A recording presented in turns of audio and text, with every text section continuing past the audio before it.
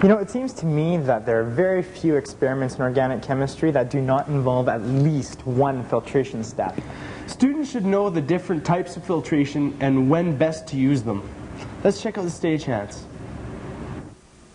Filtration of a suspension to remove insoluble solids is an important and fundamental technique of preparative chemistry. By allowing the liquid to pass through a porous barrier such as a filter paper, the solid will remain on the barrier and can be separated from the liquid. At times, gravity alone is sufficient to force the liquid through the porous barrier, but there are many bulky organic solids which filter too slowly, and suction or vacuum is required to complete the filtration. Gravity or vacuum. Which method of filtration should you choose? This depends on what part of the mixture you want. If you want the liquid, for example, you would like to remove a drying agent, you should use gravity filtration. If you want the solid, say from a recrystallization, you should use vacuum filtration.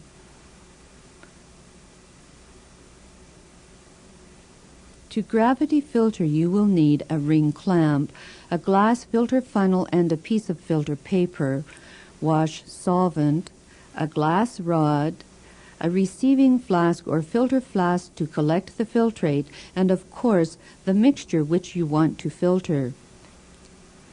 You should not place the funnel directly into the filter flask without additional support.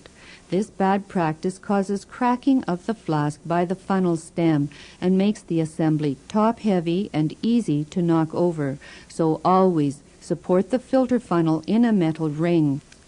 It is important to use the correct size filter paper. Properly sized filter paper should stop just below the rim of the glass funnel. As a guide, use filter paper whose diameter is about 1 centimeter less than twice the diameter of the funnel. For example, a 6 centimeter diameter funnel uses a filter paper of 11 centimeters diameter. There are two ways to fold the paper, fluting or simple folding. Simple or regular folding is done by first folding in half, then in quarters, then tear a small corner off 1/4 and open the paper this way. The tear allows air contact between the paper and the funnel.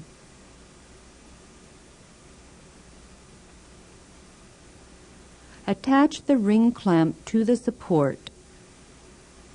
Place the funnel and filter paper so that the stem of the funnel is in the receiving flask. Wet the filter paper with a little solvent.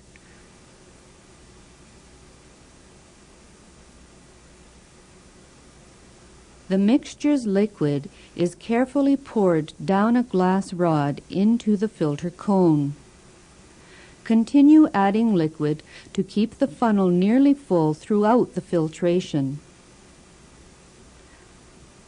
As the filtration ends, rinse the solid on the filter paper with a small amount of fresh solvent and drain this wash solvent into the filtrate.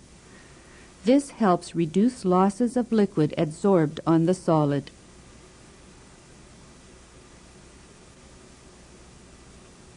A useful variation of gravity filtration is hot filtration, an especially important technique to use during recrystallizations to remove insoluble impurities from hot, saturated solutions of a solid. A clear, hot solution is needed. Thus, the aim of this technique is to complete the operation before the material starts to crystallize. Vacuum filtration is not suitable because the hot filtrate boils under the reduced pressure, leading to premature crystallization. Thus, hot gravity filtration is used. Gravity filtration is faster using fluted filter paper because fluting decreases the area of contact between the paper and the funnel. Eventually, you will develop your own way of fluting filter paper, but I will demonstrate how I do it. It's kind of like origami. First, fold it in half, then in quarters, then eighths,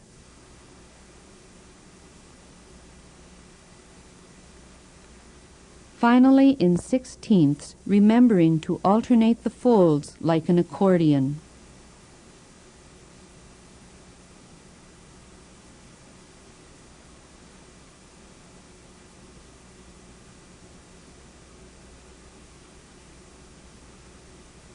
To hot filter, you will need a beaker, some solvent, a short stem funnel with a fluted filter paper, a filter flask, and a heat source such as a steam bath. Before doing a hot filtration, you need to preheat your equipment. Add a few milliliters of solvent to the Erlenmeyer filter flask. Place the rings on the flask and put this apparatus in the steam bath. Place a stemless funnel or powder funnel with a fluted filter paper on the flask. Cover it with a 600 milliliter beaker. Heat the flask in a steam bath so that the solvent boils gently. The hot vapor will keep the funnel hot and will wet the filter paper, preventing crystallization in the funnel stem, which may plug the funnel. Keep the bulk of the solution hot, pouring small amounts into the filter at a time. Be careful. When pouring hot solutions, use finger cods or a technical clamp to help you hold the hot flask and prevent burning your hands.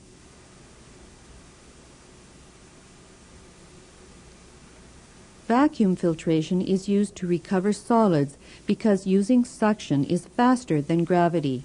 The required equipment includes a thick-walled Buchner filter flask with a sidearm, a Buchner funnel, properly sized filter paper, an adapter, a filter trap, and the mixture to be filtered.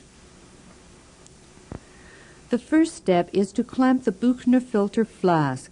In our labs, the filter trap apparatus contains a clamping system, and the flask only needs to be attached to the heavy tubing.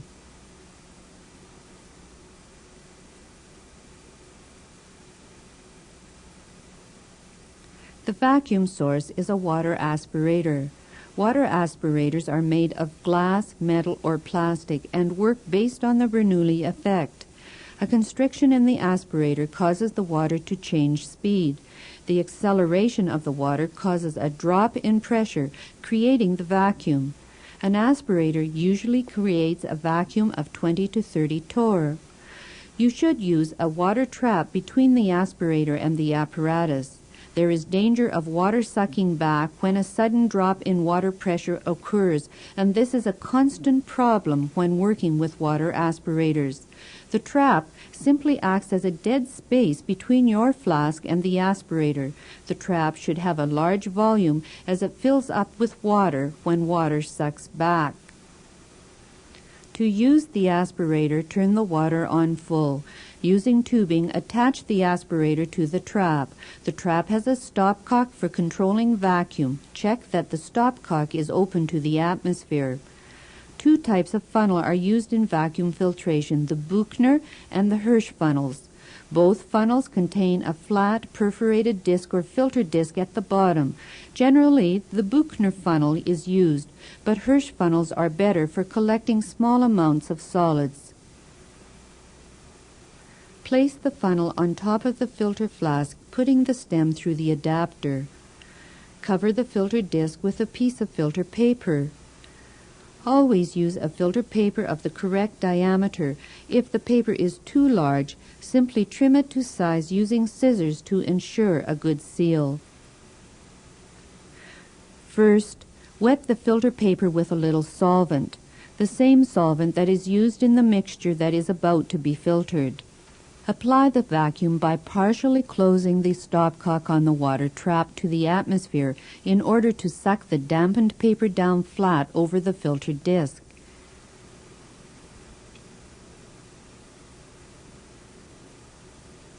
Add the filtration mixture in portions onto the center of the filter paper. Then close the stopcock to apply full vacuum. Add more mixture to the funnel, keeping it nearly full throughout the procedure. Stir and swirl the filtration mixture in the flask near the end of the filtration to get most of the solid onto the filter. When all the liquid has been sucked through, release the vacuum by opening the stopcock on the trap to the air. This prevents suck back and stops your trap from filling with water. Wash the collected solid with a little cold, clean solvent and reapply gentle suction by partially closing the stopcock on the trap. When the liquid passes through the solid slowly, the crystals are washed effectively. Once the solid has filtered, continue the suction with the stopcock fully closed for a few extra minutes to dry the solid. If the solvent was water, you may want to press the solid flat onto the filter plate. After completion of the vacuum filtration, always release the vacuum and disconnect the tubing from the filter flask before turning off the water aspirator. Run the tip of a flat-bladed spatula around the outside of the filter paper to dislodge the filter cake. Carefully invert the funnel over a watch glass or paper to remove the filter cake. Scrape the paper clean with the spatula and set the solid aside to dry.